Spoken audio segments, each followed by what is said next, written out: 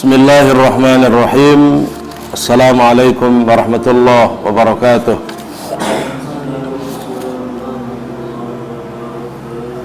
Alhamdulillahi rabbil alamin. Wa bihi nasta'inu ala umurid dunya waddin. Wa ala alihi wa ashabihi wa man sara ala nahjihi ila yaumiddin. Amma ba'd. Ibadallah, ikhwatal iman, saudaraku sekalian yang dimuliakan oleh Allah Subhanahu wa taala. Satu tema yang sangat besar tetapi di masyarakat terkesan disederhanakan, yaitu tema tentang zakat. Tema ini adalah tema besar karena permasalahannya juga cakupannya begitu besar dan luas. Tapi sederhana sekali ketika kita lihat di lapangan, di masyarakat, terkesan seakan-akan zakat itu tidak menjadi bagian dari kehidupannya. Zakat itu adalah ibadah mahdhah. Ibadah mahdhah yang kewajibannya sejajar dengan kewajiban salat, puasa, dan haji. Zakat itu perintahnya langsung dari Allah. Tata caranya dijelaskan oleh Rasulullah. Kewajiban zakat itu kewajiban permanen, kewajiban yang sangat pasti, yang sejajar kekuatannya dengan kewajiban salat, puasa maupun haji. Kenapa? Karena zakat sama-sama rukun Islam dengan puasa dan salat. Karena memang kewajiban zakat itu sejajar dengan kewajiban salat, maka di dalam Al-Quran kalau kita cermati betul-betul, banyak sekali kita temukan ayat yang menyebutkan perintah salat langsung dilanjutkan dengan perintah zakat. Paling tidak ada 82 kali zakat itu disebutkan berbarengan dengan salat perintahnya. Jadi ketika ada aqimus shalah, maka ada perintah wa atuz zakah. Jadi memang sering sekali perintah menunaikan zakat itu disebutkan oleh Allah bersamaan dengan perintah salat. Ini menunjukkan bahwa kewajiban zakat itu adalah sejajar, sama kuat dengan kewajiban salat. Ajaran yang selama ini disampaikan kepada anak-anak kita sejak di TPA bahwa rukun Islam ada 5. Rukun itu pilar, kekuatan, tiang bangunan daripada bangunan Islam itu sendiri, gitu kan. Jadi ada salat, ada puasa, ada zakat yang sama posisinya antara zakat dan salat itu. Makanya kemudian Khalifah yang pertama Abu Bakar Siddiq radhiyallahu anhu pernah menyampaikan satu ungkapan yang sangat tegas. Beliau mengatakan, wallahi la uqatilanna man farraqa baina salati waz zakah. Wallahi demi Allah, aku akan perangi orang-orang yang memisahkan antara salat dan zakat. Jadi kewajiban salat dan kewajiban zakat itu adalah seirama, sejajar, sama kuat. Artinya bahwa konsekuensi seorang muslim, perhatian kita terhadap zakat itu harus sama persis dengan kewajiban kita terhadap salat maupun puasa. Mestinya seperti itu gitu loh. Jadi kalau muslim yang taat, muslim yang kuat, salat 5 waktu tidak pernah ditinggalkan, kalau kemudian muslim yang baik itu selalu konsisten dengan waktu-waktu salat, mestinya gitu kan, dalam waktu yang bersamaan ketika Allah karuniakan dia harta, ketika kemudian Allah berikan dia kecukupan materi, perhatian terhadap zakat, konsistensinya terhadap zakat mestinya sama gitu.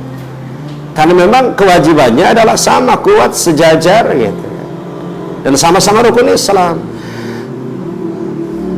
Bahkan di dalam surat Al-Baqarah di awal-awal ketika Allah Subhanahu wa taala menceritakan tentang kelompok manusia, yaitu di awal surat Al-Baqarah itu Allah membagi manusia menjadi 3 kelompok. Kelompok mukmin, kelompok kafir, dan kelompok munafik.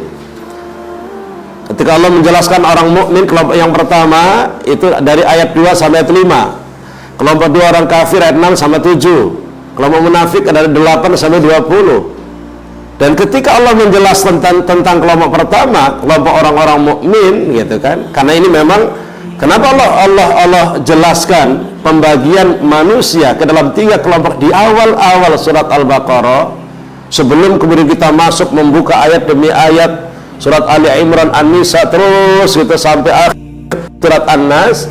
Di awal surat Al-Baqarah Allah memberikan pilihan kepada kita manusia.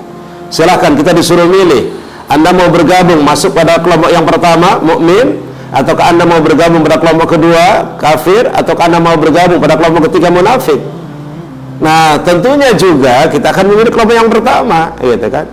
Kenapa pilihan ini Allah sampaikan di awal? Karena konsekuensinya Al-Quran sekian banyak ayat, sekian banyak aturan yang akan disampaikan setelahnya bermanfaat atau tidak tergantung pilihan dalam hidupnya.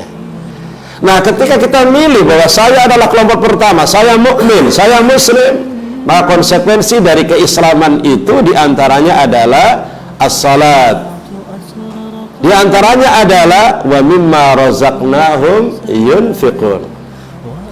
Jadi zakat itu adalah indikator keislaman seseorang. Zakat itu adalah indikator Islam seseorang, gitu kan? Konsekuensi dari keislaman itu adalah sholat dan zakat. Yang jadi masalah adalah problematikanya adalah ketika di masyarakat tadi gitu, ada banyak orang yang konsisten dengan sholatnya, komitmen dengan ibadahnya, tetapi kemudian berkaitan dengan zakat kemudian bermasalah. Di masyarakat pertanian, pamannya seperti di daerah-daerah pertanian, ini banyak orang yang kemudian memahami bahwa zakat itu hanya ada pada ranah pertanian, di lahan pertanian. Itu pun juga hanya orang-orang tertentu yang konsisten dengan zakatnya. Padahal kemudian ada zakat pertanian, zakat perdagangan yang punya toko-toko gitu kan, supermarket, Alfamart, Indomart gitu kan, perdagangan, itu juga ada zakatnya kan gitu kan. Tapi jarang sekali orang yang kemudian konsisten dengan zakatnya. Nah, kenapa kemudian itu terjadi? Karena dalam satu ungkapan ayat Allah mengatakan wa innahu lihubbil khairi lasyadid.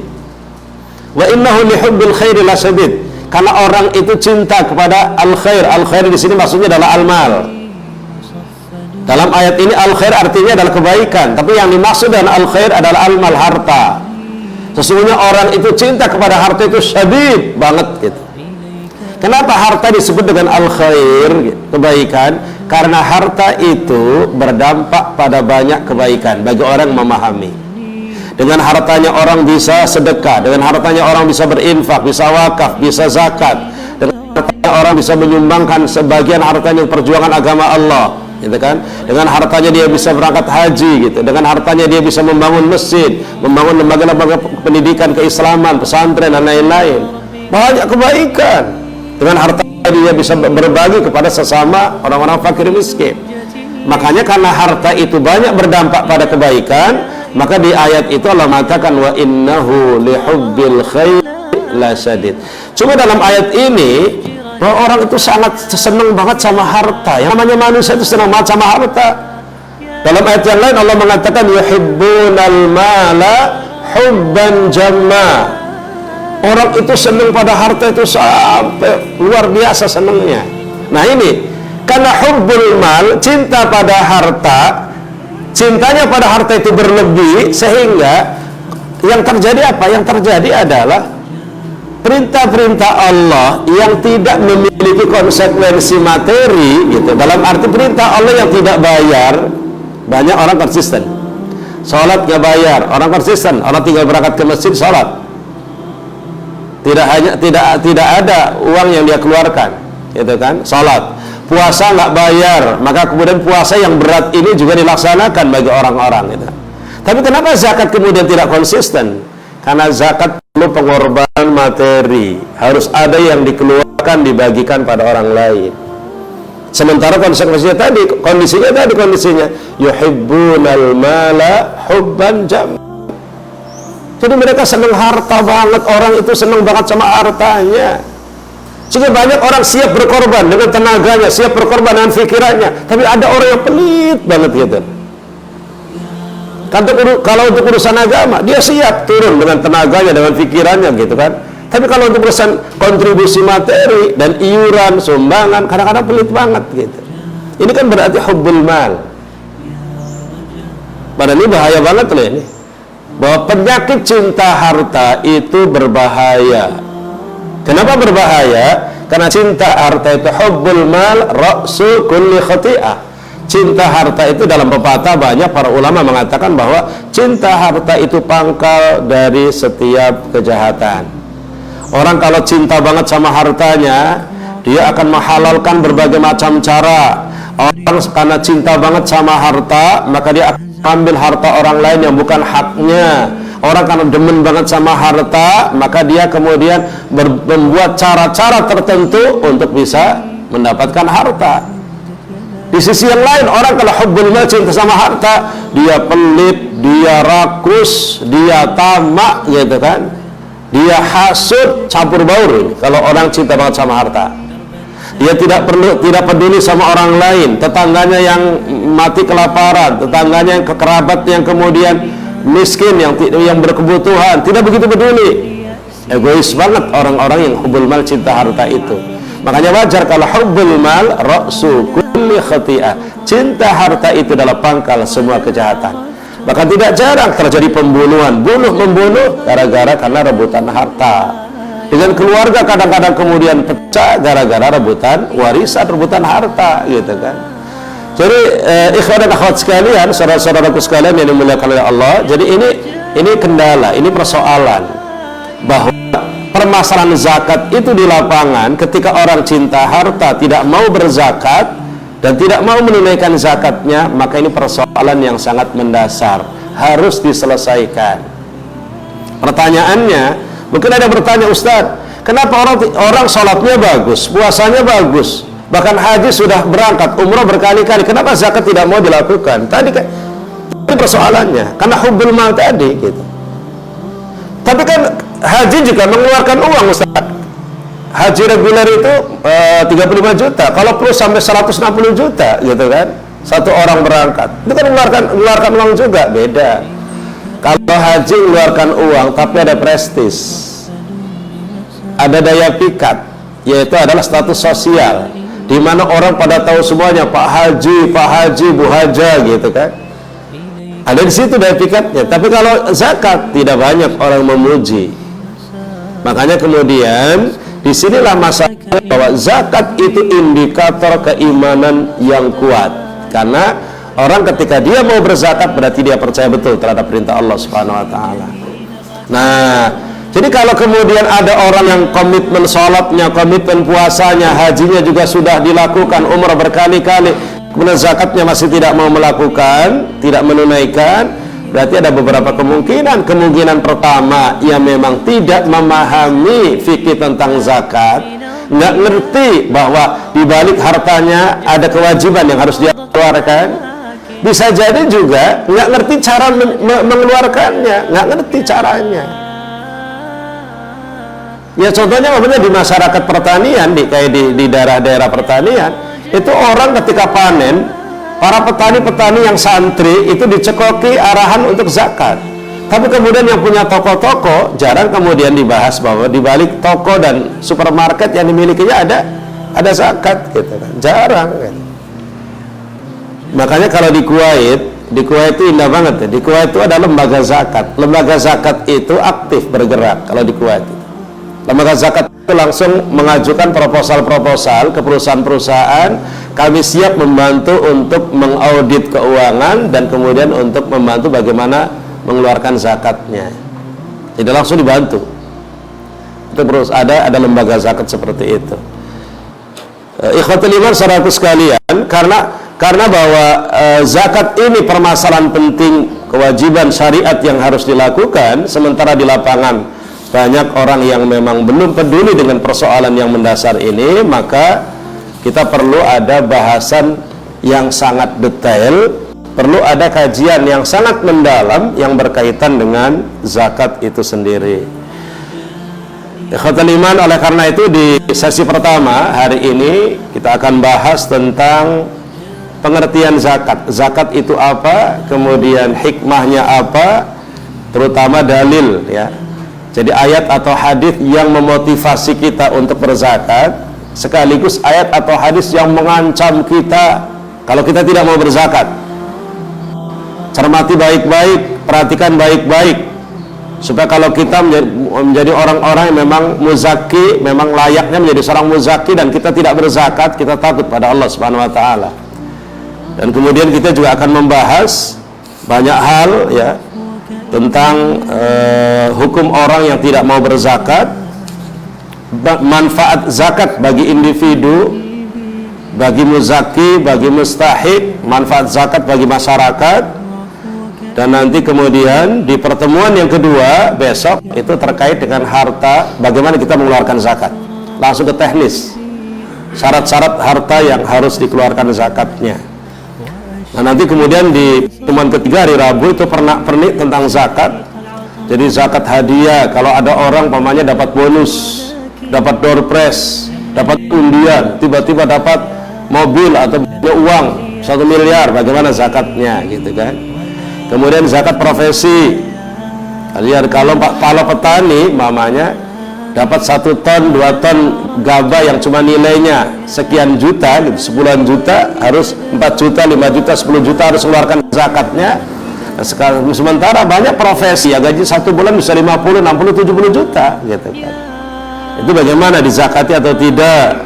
Kemudian juga banyak orang di daerah perkotaan yang punya kontrakan sampai 10, 15 sampai ada 100 pintu kontrakan itu. Bagaimana zakatnya kontrakan itu gitu kan? Iya. Ada juga yang kemudian punya saham di perusahaan, zakat saham, obligasi.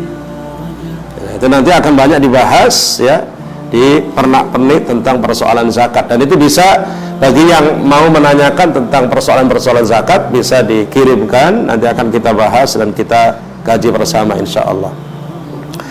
Ikhwatul iman, saudaraku sekalian, zakat itu apa sih gitu kan? Zakat itu apa gitu? Para ulama fikih di dalam karya-karya fikihnya banyak memberikan definisi tentang zakat dengan definisi yang berbeda-beda. Meski mereka, para ulama juga sepakat bahwa definisi harus jami' dan mani'. Definisi itu adalah harus mencakup seluruh indikator persoalan unsur yang harus ada di dalam pengertian itu. Mani' tidak boleh memasukkan kalimat-kalimat unsur-unsur lain yang memang tidak penting, tidak perlu untuk dimasukkan. Tetapi redaksi itu yang membuat berbeda-beda akhirnya gitu. Sehingga setiap definisi ada titik kelemahan, ada titik kekurangan. Nah paling tidak ikhwatul iman, saudaraku sekalian, jadi saya ingin menyampaikan satu definisi yang saya lihat ada sisi kelebihan, yaitu definisi zakat menurut Said Sabiq rahimahullah dalam fikih sunnahnya.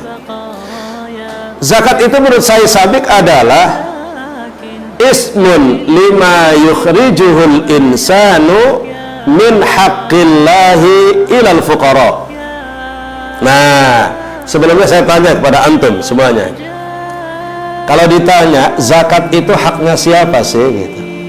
Kalau saya tanya zakat itu hak siapa sih, banyak di antara kita yang terjebak.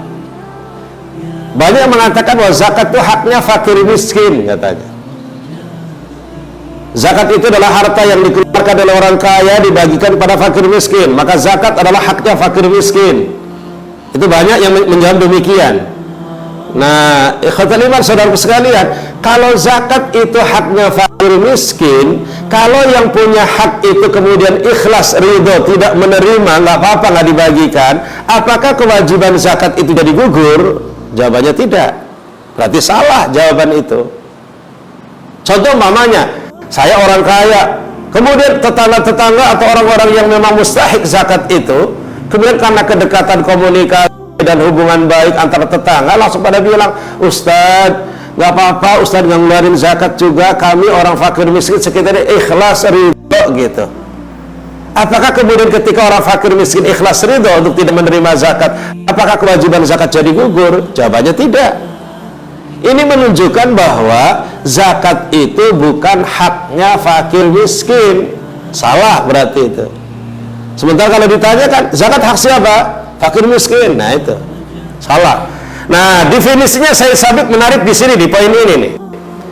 Syekh Sabiq mengatakan bahwa zakat adalah nama untuk harta yang dikeluarkan oleh seseorang min haqqillah. Ada kalimat indah di dalam definisinya Syekh Sabiq itu. Min haqqillahi, dari hak Allah. Min haqqillahi, dari hak Allah. Ilal fuqara, yang diberikan pada fakir miskin.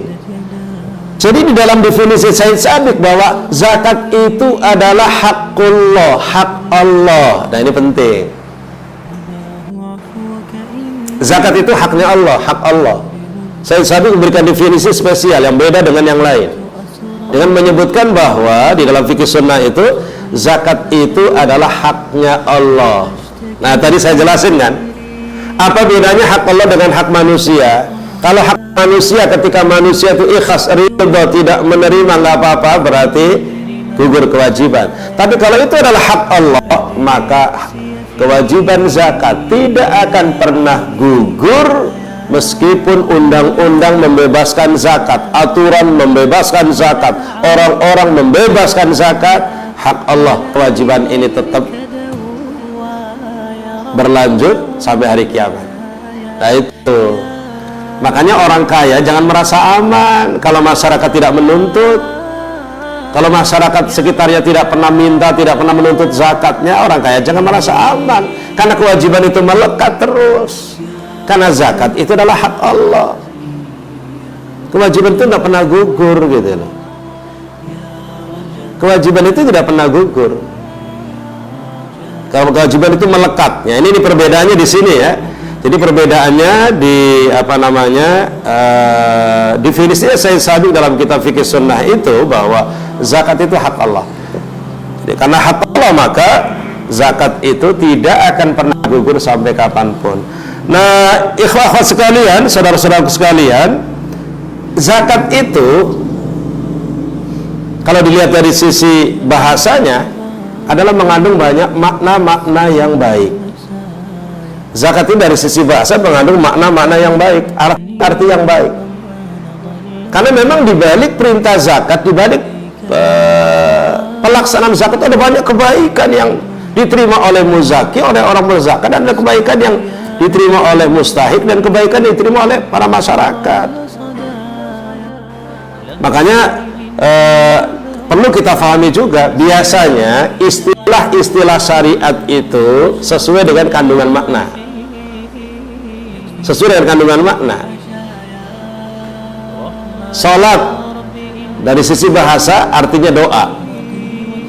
Kenapa kemudian satu perbuatan ucapan yang kita lakukan yang dimulai dengan takbir diakhiri dengan salam dikatakan salat? Karena di dalamnya ada untaian banyak doa, ada rangkaian banyak doa, betul kan? Puasa itu adalah al-imsak, menahan diri. Kenapa kemudian orang tidak makan, tidak minum dari pagi sampai malam dengan dinamakan puasa, saum? Karena ada imsak, menahan diri gitu. Sama zakat itu, harta yang kita keluarkan, kita berikan kepada orang-orang berhak untuk menerima, jadi dikatakan zakat. Kenapa? Karena zakat itu dari sisi bahasa artinya adalah an-numu, tumbuh berkembang. Zakat itu punya arti banyak. Satu, punya arti an-numu, berkembang. Harta yang dizakati akan tumbuh berkembang dengan baik. Karena Allah mengatakan yamhaqullahu riba wa yurbis sadaqat. Jadi Allah mengatakan yamhaqullahu riba wa yurbis sadaqat. Kata Allah, Allah akan menghancurkan harta riba dan Allah akan menumbuh kembangkan sedekah. Allah hancurkan harta riba, Allah akan menumbuh kembangkan harta yang dizakat sedekahi. Jadi zakat itu artinya pertama an-numu, berkembang. Arti bahasanya. Zakat berarti az-ziyadah, bertambah. Nah, konsekuensi dari makna ini bahwa ketika harta itu kita keluarkan zakatnya, kita keluarkan infaknya, sedekahnya gitu kan, ketika zakat itu dikeluarkan infaknya, ketika harta kita keluarkan zakatnya, infaknya, sedekahnya, maka harta itu akan tumbuh berkembang dan harta itu akan terus bertambah. Harta itu akan terus bertambah. Karena tadi Allah mengatakan yamhaqullahu riba wa yurbi as-sadaqat. Ini jaminan loh, ini jaminan dari Allah. Nanti banyak hadisnya yang Rasul sampaikan supaya kita tidak ketakutan ketika kita mengeluarkan zakat itu. Zakat juga berarti at-thaharah. Zakat itu bisa berarti suci, bersih.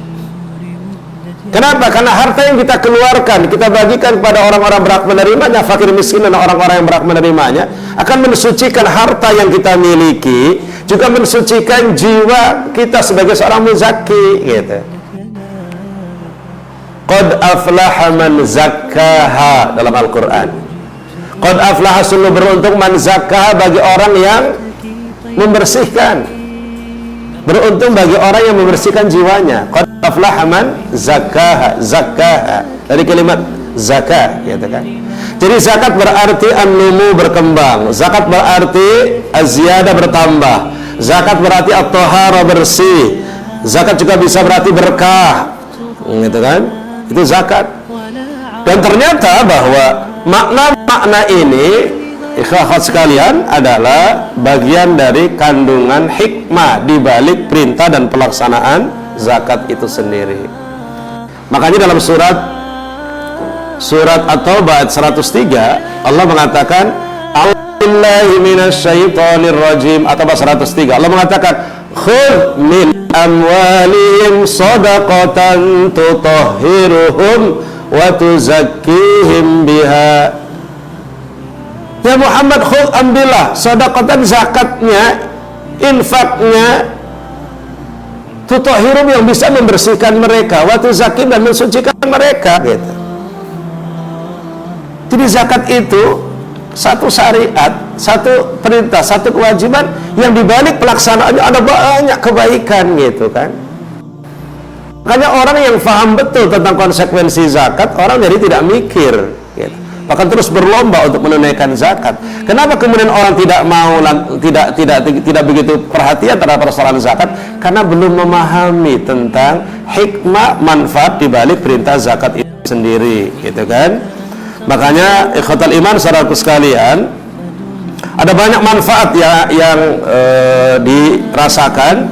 Pertama, kita bicara tentang manfaat zakat bagi muzaki. Ini bagi muzaki, bagi orang punya harta, begitu dia berzakat, manfaatnya apa? Satu, tathhirul muzaki minasyuhi wal bukhl. Zakat itu bisa membersihkan jiwa muzaki dari sifat pelit dan kikir. Tadi karena memang senang banget sama, demen banget sama harta, sehingga sayang banget mengeluarkan itu, sayang banget mengeluarkan materinya. Tapi ketika dia terus berzakat, ternyata sifat bakhilnya akan hilang. Kemudian yang kedua, tadribul muzakki 'alal badli wa tadhiyah. Zakat itu sebagai latihan untuk terus berkorban, bertadhiyah materi, gitu kan. Jadi subhana rabbil azim, ikhwatal iman, saudaraku sekalian.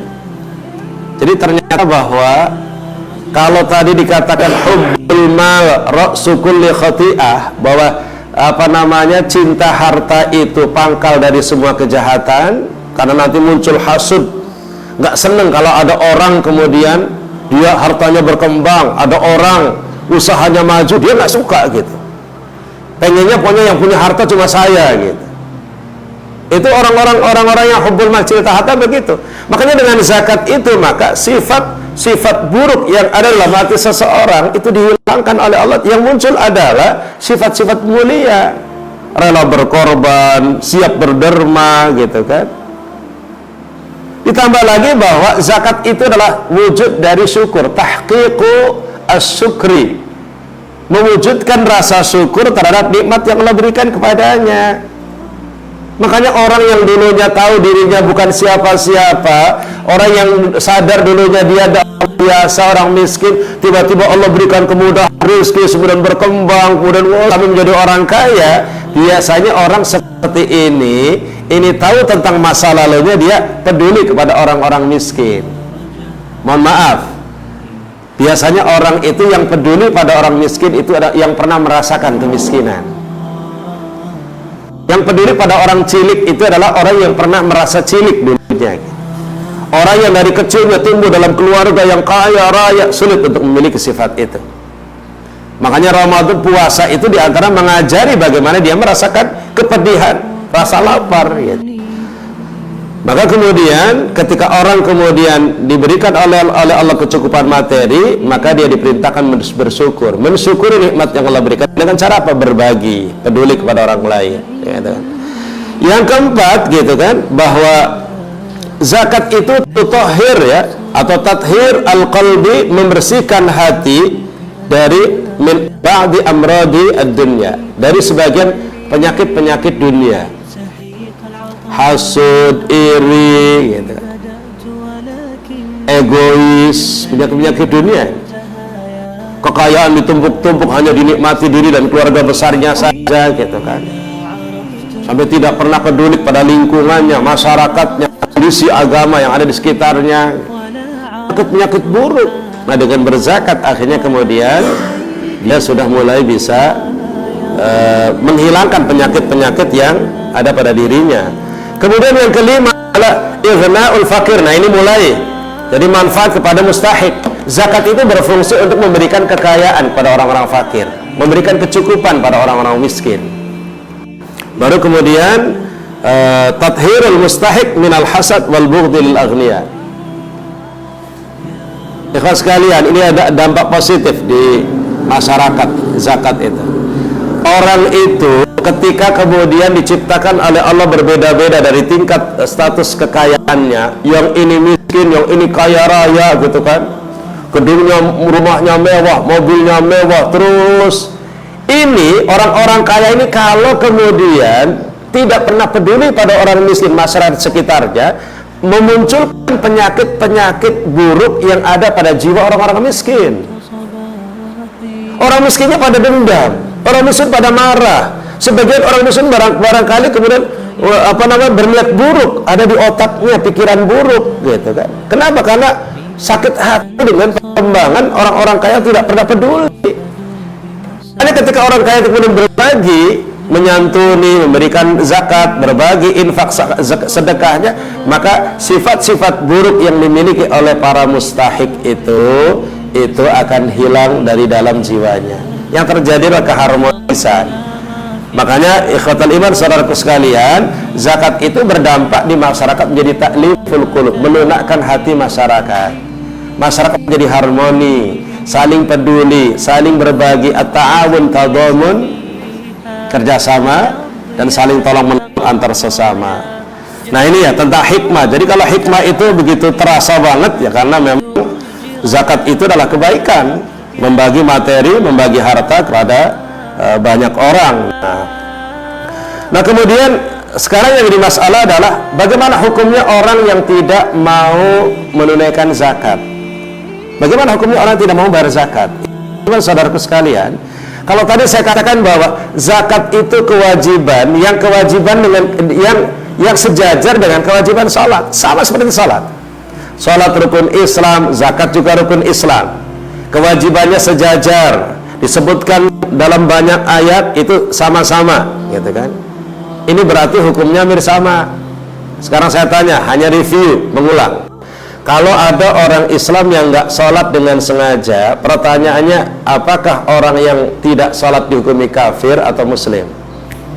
Tarikus sholah, hal huwa kafirun atau muslim? Orang Islam yang nggak sholat dengan sengaja, meninggalkan sholat dengan sengaja, apakah dia dihukumi muslim atau kafir?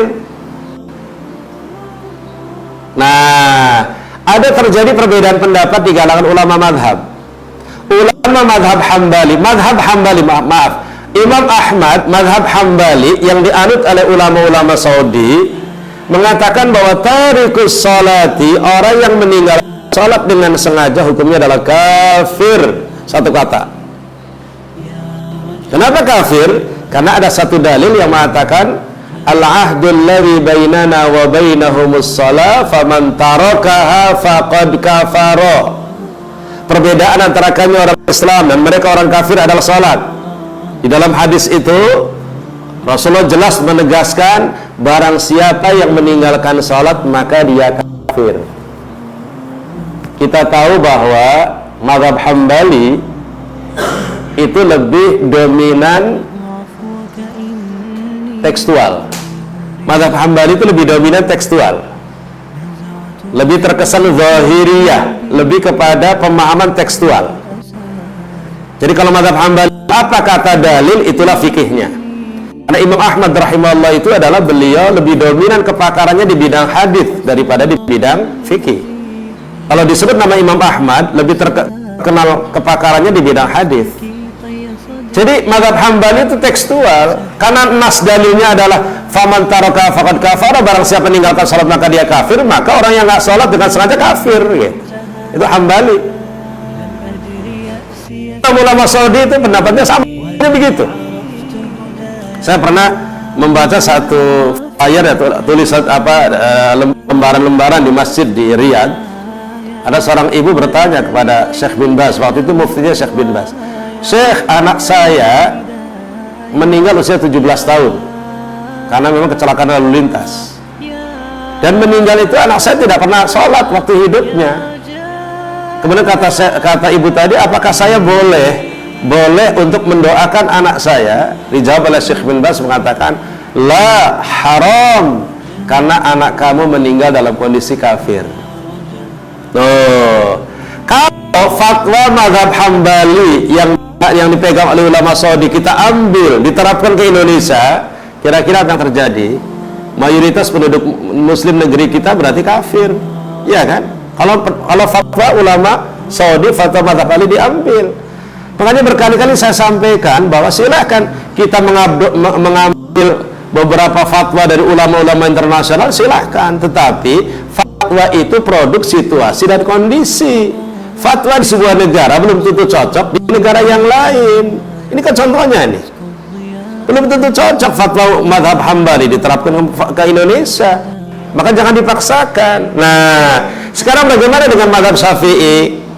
Mazhab Syafi'i mengatakan tarikus shalah, orang yang meninggalkan salat itu dilihat apa sebabnya. Kalau meninggalkan salatnya karena mengingkari kewajiban, menyepelekan dan mengatakan, alah ngapain salat-salat segala, lah nggak salat juga kaya, itu yang salat aja nggak kaya-kaya, udah menyepelekan, menghina kewajiban salat, maka mazhab Syafi'i juga mengatakan itu adalah kafir, sama seperti mazhab Hambali dalam konteks ini. Karena mengingkari kewajiban syariat yang sudah pasti, itu kafir. Dalilnya sama tadi, faman taraka faqad kafara. Tapi mazhab Syafi'i berbeda dengan mazhab Hambali di poin kedua. Kalau orang itu meninggalkan salatnya karena malas atau malu, lalu kalau ibu-ibu biasanya karena pura-pura menstruasi, dikit-dikit alasannya mens, akhirnya tidak salat gitu. Tapi yakin bahwa salat itu wajib, cuma malas atau malu. Maka kata mazhab Syafi'i, orang seperti itu masih dihukumi muslim tetapi fasik, dosa besar. Muslim tapi fasik, artinya ada konsekuensi. Ikhwah sekalian, saudaraku sekalian, ini ada konsekuensi loh. Kalau antum mengatakan orang yang meninggalkan sholat dengan sengaja itu kafir, berarti nggak boleh disolati, nggak boleh disolati. Kalau antum nyolati berarti antum dosa. Di sini bahwa saudaraku sekalian, bahwa mazhab kalau meninggalkan sholatnya karena malas atau malu, maka dia masih muslim. Jadi masih hak-hak untuk dimandikan, dikafani, disolati masih. Cuma dosa besar karena meninggalkan kewajiban yang besar, yaitu sholat gitu. Mana dalilnya? Mungkin mazhab Hambali langsung nanya kepada mazhab Syafi'i, ya Imam Syafi'i, mana dalilnya? Sementara hadisnya itu mutlak cuma satu, faman taraka faqad kafara. Dijawab oleh mazhab Syafi'i, ada satu ayat Allah mengatakan, innallaha la yaghfiru yushraka bihi wa yaghfiru ma duna dzalika liman yasha. Kata Allah, innallaha la yaghfiru yushraka bihi, Allah tidak mengampuni dosa syirik, tapi Allah mengampuni dosa selain syirik bagi orang yang dikehendaki. Namun salat dengan sengaja syirik apa bukan? Bukan. Karena bukan syirik, maka kemungkinan diampuni oleh Allah. Karena kalau kemungkinan diampuni oleh Allah, maka orang itu masih ada dalam lingkaran orang Islam. Kan orang kafir tidak akan mungkin ada kemungkinan di ini gitu. Nah ini jadi bahwa mazhab Syafi'i dan mazhab Maliki itu, jadi kalau pemahaman tentang mazhab ya, mazhab Hambali lebih dominan tekstual, nas, dalil. Mazhab Maliki lebih dominan logika, argumen. Jadi sebenarnya antara Hambali dan Hanafi itu di ujung. Hambali di ujung sini, Hanafi ujung sini. Makanya jarang ketemu antara Hanafi dengan Hambali. Nah, mazhab Maliki dan Syafi'i di tengah-tengah, mengkombinasi, menggabungkan antara dalil dan logika. Gitu. Contohnya tadi. Gitu. Nah, nanti ketika di musim zakat fitrah, apakah zakat fitrah boleh dengan uang? Di sini debat antara Hambali dan Hanafi. Mazhab Hambali mengatakan tidak boleh, karena memang nasnya harus dengan makanan pokok. Mazhab Hanafi mengatakan boleh. Memang orang butuhnya juga kadang-kadang di masyarakat butuh uang daripada beras katanya. Boleh, apa lebih fleksibel, lebih mudah untuk membagikan. Jadi itu debat perdebatan. Nah, kalau kalau hukum orang yang meninggalkan sholat itu seperti itu berlaku dalam hukum orang yang tidak berzakat. Sekarang masuk persoalan. Kalau ada orang hartanya banyak, berlimpah, lebih dari batasan nisab, tapi dia tidak mau membayar zakat, apakah dia muslim atau kafir? Kalau tadi di surat Al-Baqarah di awalnya bahwa konsekuensi dari pilihan seseorang terhadap Islam, mengaku sebagai seorang muslim, konsekuensinya alladzina yu'minuna bil ghaib wa yuqimuna shalah wa mimma razaqnahum yunfiqun. Dia harus salat dan harus zakat. Nah, kalau ada orang ngaku Islam, salatnya bagus tapi tidak berzakat, bagaimana? Jawabannya adalah sama kayak tadi. Kalau dia tidak mau membayar zakat karena mengingkari kewajiban zakat, hukumnya kafir, sepakat para ulama.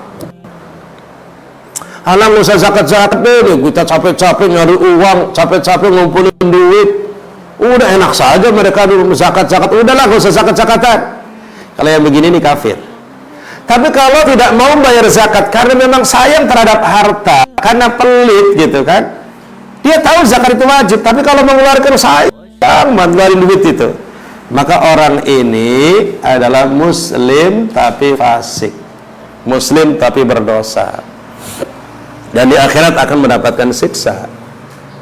Ya, nah itu nanti ada dalil-dalil, banyak ayat maupun hadis yang mengancam kita bagi orang-orang yang tidak membayar zakat. Nah ini dulu ketika zaman Khalifah Abu Bakar Siddiq, ketika Rasulullah wafat, ini ternyata banyak orang-orang yang dulu muslim, ada sebagiannya kemudian keluar dari Islam, akan mendeklarasikan diri sebagai Nabi, Musailamah al-Kadzdzab. Ada sebagian komunitas yang terang-terangan nggak mau bayar zakat. Ini ketika Nabi Muhammad sudah wafat, sudah meninggal, tidak mau bayar zakat. Nah, menyikapi kelompok orang-orang yang tidak mau bayar zakat ini, Abu Bakar sebagai khalifah dengan Umar debat. Jadi Abu Bakar ngumpulin para sahabat. Saudara-saudara, ini di sana ada sekelompok orang yang tidak mau bayar zakat. Kira-kira mau diapain? Mau diapain? Nah, Abu Bakar Siddiq punya ide, punya pendapat bahwa orang yang tidak mau bayar zakat harus dibunuh. Orang yang tidak mau bayar zakat harus dibunuh. Umar nantang, Umar, ya Khalifah, maaf, saya nggak setuju kalau orang yang tidak mau bayar zakat harus dibunuh. Nggak setuju. Kenapa? Karena mereka mengucapkan syahadat. Mereka mengucapkan syahadat. Nah, sementara Rasul kan dalam banyak hadisnya, kalau orang sudah bersyahadat asyhadu an la ilaha illallah wa asyhadu anna muhammadar rasulullah, maka dia muslim. Nah, kalau dia muslim nggak boleh dibunuh dong, gitu kan? Kata Umar bin Khattab. Kata Abu Bakar, tidak, tetap mereka harus dibunuh. Kenapa harus dibunuh ya Abu Bakar Siddiq? Karena tadi bahwa wallahi la uqatilanna man farraqa baina salati waz zakah. Demi Allah, aku pasti akan memerangi orang yang membedakan, memisahkan antara salat dan zakat. Karena kewajibannya adalah sama dan permanen. Ikhwatul iman, karena waktunya singkat, jadi sekarang kita masuk ke ayat-ayat atau hadis yang memotivasi dulu ya. Ini ya, yang memotivasi ini. Surat At-Taubah ayat 3 tadi. At-Taubah ayat 3 Allah mengatakan, maaf, ayat 103. At-Taubah 103 Allah mengatakan, A'udzu billahi minasyaitonir rajim. Khudh min amwalihim shadaqatan tutahhiruhum wa tuzakkihim biha. Ada manfaat, membersihkan, mensucikan. Walaupun dalam ayat ini perintahnya khudh, ambillah. Jadi panitia zakat harus aktif menjemput zakat, tidak nunggu di masjid ngantuk-ngantuk, tidur-tiduran, enggak. Sedatangnya orang, enggak. Tapi panitia zakat harus menjemput, mendatangi rumah-rumah. Kemudian di dalam Al-Quran juga banyak ayat yang bicara tentang kewajiban zakat. Dalam surat At-Taubah juga disebutkan cirinya orang mukmin dengan orang munafik itu. Orang mukmin itu senang berderma, senang berzakat. Orang munafik itu yakbiduna aydiyahum. Wal mu'minuna wal mu'minatu ba'duhum awliya'u ba'd ya'muruna bil ma'rufi wa yanhauna 'anil munkar wa yuqimuna as-salata wa yu'tuna az-zakata wa yuti'una Allah wa rasulahu ulaika sayarhamuhumullah. Jadi ciri orang-orang mukmin laki maupun perempuan, gitu kan, mereka amar ma'ruf nahi mungkar, mendirikan salat, menunaikan zakat, taat pada Allah dan Rasulnya, mereka akan dirahmati oleh Allah Subhanahu wa taala. Di sebelahnya ketika bicara tentang orang munafik dibalik. Al-munafiquna wal munafiqatu ba'duhum min ba'd ya'muruna bil munkari wa yanhauna 'anil ma'ruf wa yaqbiduna aydiyahum. Ciri orang munafik itu apa? Ya'muruna bil munkar, selalu memotivasi kemungkaran, memproklamirkan, mengajak orang untuk berbuat kemungkaran, wa yanhauna 'anil ma'ruf, mencari-cari titik persoalan kebaikan selalu dicari masalahnya. Wa yaqbiduna aydiyahum, orang munafik pelit, menggenggam tangan mereka.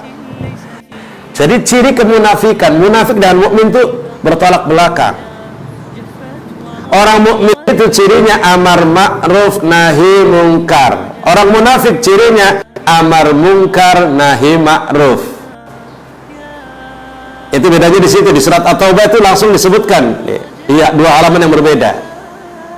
Jadi kalau orang mukmin amar ma'ruf nahi mungkar, senang memproklamirkan kebaikan, mengajak orang berbuat baik. Kalau orang munafik amar mungkar nahi ma'ruf, istilahnya dibalik. Istilah Quran loh ini. Ulangi, kalau orang mukmin amar ma'ruf nahi mungkar, kalau orang munafik amar mungkar nahi ma'ruf. Ini istilah Quran, surat At-Taubah. Silakan dicek nanti di surat At-Taubah sebelah kanan sebelah kiri, itu dia dua halaman yang berbeda. Nah, ciri yang kedua, orang mukmin itu adalah wa yu'tuna zakat, senang berderma memberikan zakat. Orang munafik apa? Wa yaqbiduna aydiyahum. Makanya mohon maaf kalau kita Islamnya bagus sementara kemudian pelit gitu kan. Infak, zakat, sedekah kemudian pelit banget. Ini khawatir ada kemunafikan dalam diri kita. Berarti itu ada kemunafikan gitu. Ini surat At-Taubah ya. Kalau nggak salah di surat At-Taubah 77, 67 gitu. Baik. Kemudian saudaraku sekalian, ada yang memberikan ancaman bagi orang yang tidak mau bayar zakat. Dengerin baik-baik. Orang-orang yang tidak mau bayar zakat, di sini Allah mengatakan, وَالَّذِينَ يَكْنِزُونَ الذَّهَبَ وَالْفِضَّةَ وَلَا يُنْفِقُونَهَا فِي سَبِيلِ اللَّهِ وَلَا يُنْفِقُونَهَا فِي سَبِيلِ اللَّهِ فَبَشِّرْهُمْ bi'adzabin alim. Kata Allah, walladzina, dan orang-orang yaknizuna yang menumpuk-numpuk menimbun azhaba, emas, wal fiddata, dan perak, wala yunfiquna, dan tidak pernah menginfakkan, mengeluarkan zakatnya di jalan Allah. Apa kata Allah? Fabashirhum, maka kasih kabar gembiralah mereka, bi'adzabin alim, dengan siksa yang sangat pedih. Orang yang nggak mau zakat, numpuk-numpuk dolar, uang, rupiah di tabungan, ditumpuk-tumpuk, tapi tidak pernah ngeluarin zakatnya, kasih tahu mereka, mereka akan mendapatkan siksa yang sangat pedih. Di ayat berikutnya apa kata Allah? Yauma yuhma 'alaiha fi nari jahannam fatukwa biha jibahuhum wa junubuhum wa zuhuruhum hadza ma kanastum li anfusikum fadhuku ma kuntum taknizun.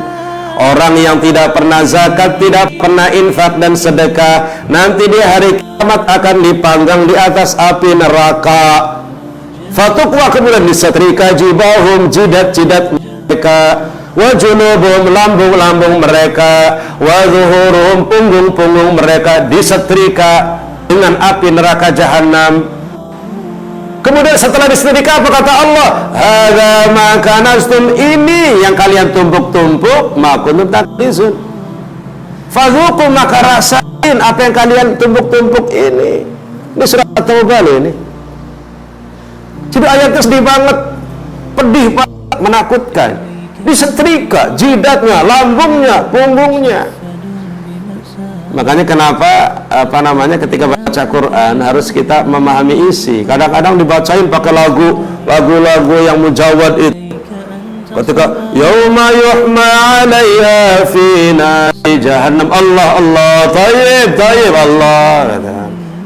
Padahal isinya adalah menakutkan banget gitu bagi orang yang pelit, bakhil, tidak pernah kemudian berzakat. Kemudian mereka akan dipanggang di atas api neraka, disetrika jidatnya, lambungnya, dan punggungnya. Dalam ayat yang lain Allah mengatakan, la yahsabanna alladhina yabkhuna bima atahumullahu min fadlih huwa khairun lahum bal huwa syarrun lahum. Surat apa ini?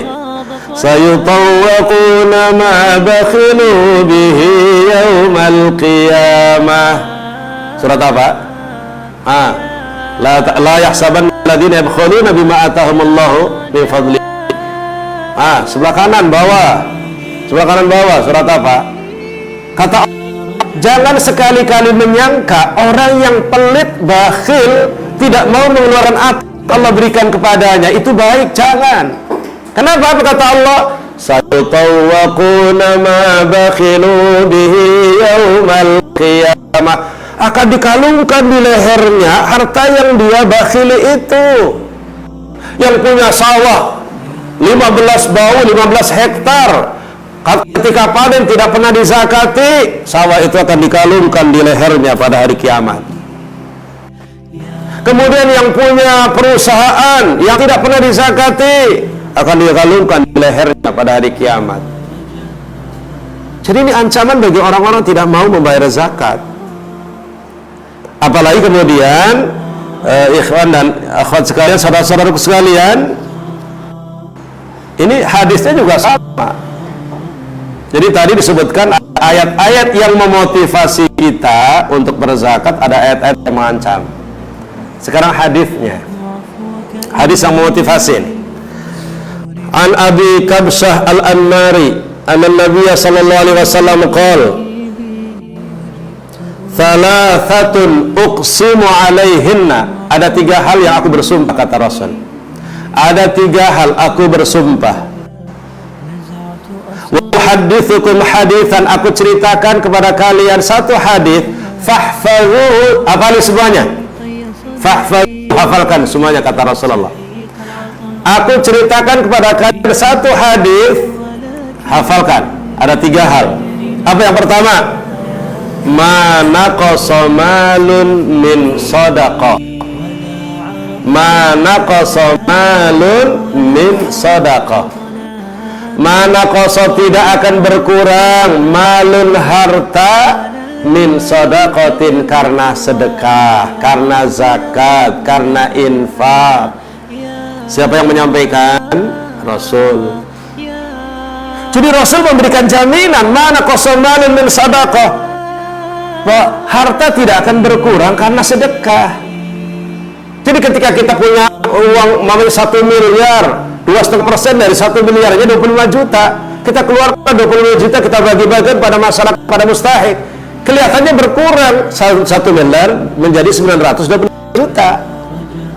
Saat itu kelihatannya berkurang, tapi Allah tumbuh kembangkan, Allah tambahkan, Allah suburkan lagi rezekinya, gitu. Itu jaminan dari Rasulullah. Makanya dalam Al-Quran ayat yang tadi saya bacakan, yahaqullahu riba wa yurbis sadaqah. Jadi harta yang didapatkan dari barang riba, renten, ya, yang minjamkan 1 juta baliknya 1.200, itu tidak akan tumbuh berkembang. Allah akan hancurkan itu harta itu. Tapi harta yang terus dikeluarkan, infaknya, zakatnya, sedekahnya, Allah tumbuhkan, dan harta itu akan diberkahi oleh Allah, melahirkan banyak kebaikan. Jadi ibarat udara dalam sebuah ruangan, udara itu sehat ketika sirkulasinya normal, ada udara yang keluar, ada udara yang masuk, gitu kan. Sama harta juga akan dikatakan sehat kalau sirkulasinya sehat, ada yang keluar, ada yang masuk, gitu. Tapi kalau zakat, kalau harta cuma untuk dinikmati sendiri, sehat, ya. Jadi kata Rasulullah, mana qasamal min sadaqah, bahwa harta yang dikeluarkan zakat sedekahnya itu tidak akan berkurang, ya, karena sedekah. Ya, karena waktunya mau habis, satu hadis yang menjadi ancaman bagi orang yang tidak bayar zakat. Hadis Abu Hurairah riwayat Imam Bukhari dan Muslim yang sangat terkenal. Rasulullah mengatakan, man atahullahu malan, man barang siapa Allah yang Allah berikan kepadanya malan harta, falam yuaddi dan tidak menunaikan zakatnya, barang siapa diberikan oleh Allah harta berkecukupan, materi berlimpah, kemudian tidak dikeluarkan zakatnya, muthila akan dibentuk, akan dirubah harta itu, lahu baginya yaumal qiyamati pada hari kiamat, suja'an aqra, ular yang botak berbisa. Harta yang dimiliki waktu di dunia, sawah yang luas, perusahaan yang banyak, uang bertumpuk-tumpuk yang tidak pernah dikeluarkan zakat, perdagangan yang maju pesat berkembang, tidak dikeluarkan zakat, pada hari kiamat itu akan dirubah oleh Allah menjadi ular berbisa, botak berbisa. Lahu zabibatani, di dua matanya ada titik hitam. Yutawiquhu yaumal qiyamah, yang kemudian melilit di lehernya pada hari kiamat. Ular itu melilit di lehernya pada hari kiamat, al-matoki. Dan ular tadi mengatakan, ana kanzuka wa ana maluka, aku tabunganmu, aku adalah hartamu. Jadi kalau dikaitkan dengan ayat tadi, kekayaan yang tidak dikeluarkan zakatnya akan dikalungkan di lehernya. Dalam hadis ini bahwa kekayaan harta yang dimiliki kemudian tidak dikeluarkan zakatnya akan berubah menjadi ular berbisa yang melilit lehernya dan mematuk-matuknya, sambil mengatakan, ana kanzuka, aku adalah tabunganmu, wa ana maluka, aku adalah hartamu. Jadi At-Taubah 67 ayat 677, silakan dicari. Jadi ikhwatal iman, saudaraku sekalian, ini masih pengantar pertemuan hari ini, ya, pengantar tentang zakat. Ada dilihat, ada tanya jawab, ada pertanyaan. Dan sebelum saya tutup, saudaraku sekalian, bahwa nanti detailnya di pertemuan besok pagi. Jadi syarat wajibnya zakat, harta yang wajib dizakati, kemudian bagaimana kita berzakat. Jadi siapa orang yang wajib menunaikan zakat? Ada syarat yang harus dipenuhi. Pertama adalah hurriyah, merdeka. Yang kedua Islam. Fala zakata ala kafirin bil ijma'. Tentu orang kafir tidak perlu zakat ya. Yang ketiga al-bulughu wal aql. Nah ini ada perbedaan nih. Apakah syarat wajibnya zakat orang harus balik dan berakal atau tidak? Permasalahannya begini. Kalau ada anak kecil dapat warisan dari orang tuanya yang sudah meninggal, hartanya banyak. Orang gila dapat warisan dari orang tuanya yang meninggal, hartanya banyak. Harta wajib dizakati atau tidak? Harta anak kecil. Nah ini perbedaan nih. Mazhab Hanafi mengatakan bahwa syarat wajibnya zakat harus baligh berakal. Artinya kalau anak kecil punya harta banyak nggak wajib zakat. Orang gila punya harta banyak warisan dari orang tuanya nggak wajib zakat. Ini kata mazhab Hanafi. Kalau mazhab Jumhur, Maliki, Syafi'i, Hambali berpendapat bahwa anak kecil yang punya harta banyak, orang gila yang punya harta banyak wajib dikeluarkan zakatnya. Loh, kan anak kecil mukallaf, orang gila tidak mukallaf, betul. Dia tidak diperintahkan untuk mengeluarkan, tapi yang mengeluarkan zakat walinya, yang ngurusinya, mengasuhnya. Nah, saudaraku sekalian, perbedaan pendapat antara Hanafi dan Jumhur ini disebabkan karena posisi zakat itu apakah kemudian ibadah badaniyah yang berkaitan dengan dengan pemilik, ataukah zakat itu ibadah maliyah, gitu kan? Nah, Jumhur lebih mengedepankan bahwa dimensi harta sosialnya sebenarnya. Kalau zakat itu ibadah badaniyah seperti sholat, memang anak kecil nggak wajib zakat, orang nggak kena taklif, bukan mukallaf. Tapi kalau zakat itu dimensi sosial yang dimunculkan, ibadah maliyah, maka zakat anak kecil hartanya harus dikeluarkan zakatnya. Saya lebih cenderung pendapatnya Jumhur dalam hal ini. Saya lebih cenderung pendapatnya Jumhur bahwa anak kecil yang punya harta, orang gila yang punya harta, maka hartanya harus dizakati. Siapa yang mengeluarkan zakat? Walinya. Karena zakat itu lebih dominan sosialnya, supaya harta tidak hanya dimiliki oleh seseorang, tapi kemudian juga bisa disebarluaskan, dibagikan pada orang lain. Kemudian syarat wajibnya zakat yang keempat adalah kaunul mal mimma tajibu fi zakah. Hartanya adalah masuk kategori harta yang wajib dizakati. Harta yang wajib dizakati itu ada 5. 1 emas dan perak, pertanian, barang tambang dan barang temuan, kemudian binatang ternak, ya kan? Kemudian perdagangan 5 yang wajib dizakati. Pertanian, binatang ternak, barang tambang dan barang temuan, kemudian perdagangan, kemudian emas dan perak, ya 5. Yang kelima yang wajib, jadi syarat wajibnya zakat itu al-milkut tam, pemilikan yang sempurna, gitu lah. Seseorang itu wajib mengeluarkan zakat ketika harta itu miliknya sempurna, utuh miliknya sendiri, gitu.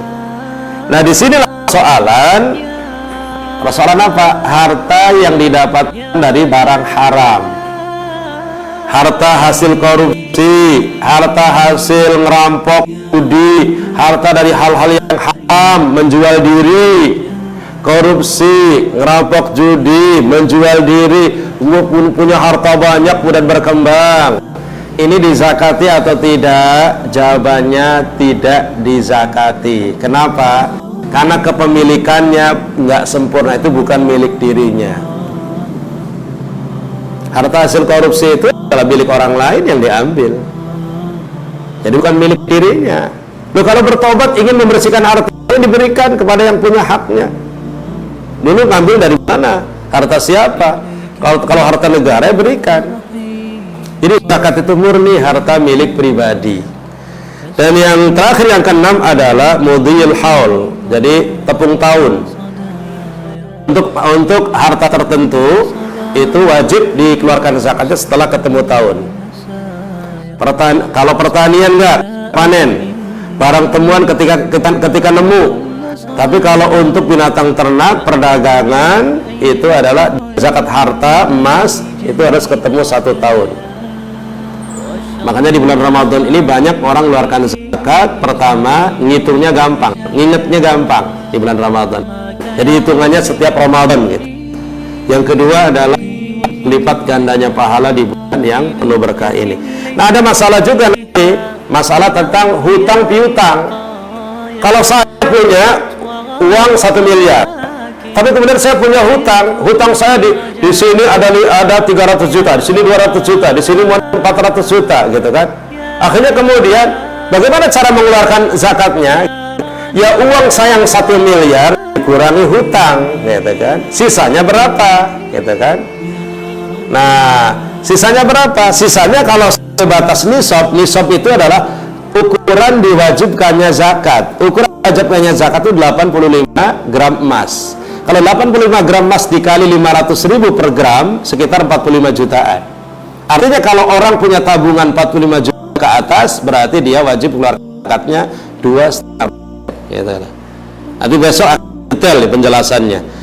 Ini kalau hutang, jadi hutang itu pengurang zakat ya. Sekarang kalau piutang umpamanya, saya punya uang 1 miliar atau uang 200 juta, uang saya 200 juta. Tiba-tiba kemudian setelah saya cek, uang saya di orang tuh banyak banget. Di ini 50 juta, di sini ada 40 juta, di sini ada 100 juta di orang-orang itu. Nah, ini piutang, uang saya di orang ini dihitung nggak ketika kita mau menghitung zakat? Nah, ulama-ulama kontemporer, ulama-ulama kekinian membedakan kalau piutang yang diprediksi akan dibayar, bisa kembali, maka masuk dalam hitungan nisab. Tapi kalau hutang piutang yang diprediksi tidak akan bisa kembali, maka tidak perlu dimasukkan ke dalam batasan nisab. Jadi umpamanya si fulan, oh dia bisa lah, udah jadi 5 bulan lagi bayar, itu dimasukkan di dalam batas nisab gitu. Tapi kalau kemudian orang udah pasrah, Ustaz, pasrah saya, ini saya mau dipenjara juga nggak apa-apa deh gitu kan. Jadi saya nggak punya uang nih, nggak bisa bayar, ya udah kalau begitu jadi nggak usah dimasukkan dalam batasan nisab, nggak perlu dimasukkan di dalam harta yang kita miliki. Baik ya, jadi dan sebagai penutup, pertanyaan, bolehkah mengeluarkan zakat sebelum waktu wajibnya, sebelum haul? Kalau tadi zakat uang, zakat harta itu setelah ketemu tahun, perdagangan ketemu tahun gitu kan. Nah, itu boleh nggak kemudian kita keluarkan zakatnya sebelum haul tiba? Jadi jumhur ulama mengatakan boleh. Yang beda Imam Malik, mazhab Maliki. Mazhab Maliki mengatakan tidak boleh, karena zakat itu ibadah mahdhah, samar seperti sholat, maka untuk menunaikannya sesuai dengan waktu yang ditentukan. Ketika wajib baru ditunaikan. Kalau mazhab jumhur enggak apa-apa, dikeluarkan sebelum waktunya. Baik, ikhwatal iman, saudaraku sekalian, besok akan lebih detail terkait dengan cara mengeluarkan zakat ya, satu demi satu akan kita bahas dan contoh aplikasinya insyaallah. Hari ini kita sebatas pengantar, tapi harapannya adalah ayat-ayat yang memotivasi kita untuk berinfak, bersedekah dan zakat benar-benar kita jadikan sebagai motivasi untuk kita melakukan kebaikan. Dan sebagai penutup, sedekah tidak nunggu menjadi orang kaya. Infak tidak menunggu harus menjadi orang yang mapan lebih dahulu. Kita harus mengajari diri untuk biasa mengeluarkan. Nanti ketika kaya, maka kita akan mudah untuk zakat. Allah Subhanahu wa taala memberikan kepada kita kekayaan, ya Allah. Allah berikan kita kemudahan rezeki. Saudara kita yang kesulitan materi, kesulitan rezeki, mudah-mudahan dimudahkan oleh Allah Subhanahu wa taala. Dan mudah-mudahan Allah membersihkan hati kita, membersihkan jiwa kita, supaya kita tidak sayang sama harta kita, dan kita kemudian bisa merebut kebaikan dengan zakat, infak, dan sedekah. Demikian kurang lebih minta maaf. Aku qouli hadza wa astaghfirullah li wa lakum. Dan tidak ada pertanyaan ya, kalau ada pertanyaan besok, kalau ada pertanyaan silahkan kirim via chat ya, nanti kemudian kita akan jawab di akhir atau di tengah-tengah, karena ini perlu aplikasi ya, perlu penjelasan. Terutama nanti persoalannya begini nih, orang punya uang, ada uang, punya hutang, ada piutang, keperluan keluarga, cicilan rumah, cicilan mobil, cicilan motor, gitu kan. Gajinya 10 juta, cicilan mobil, cicilan motor bayar pakan, gitu kan. Gajinya 40 juta, tapi punya kayak gitu tanggungannya begitu. Kemudian punya hutang, ada piutang. Cara mengeluarkan zakatnya, nisabnya berapa hitungannya? Nah itu besok insya Allah ya. Mudah-mudahan dimudahkan oleh Allah Subhanahu Wa Taala. Demikian kurang lebih minta maaf. Aku qouli hadza wa astaghfirullah li wa lakum. Kita tutup dan kafaratul majlis.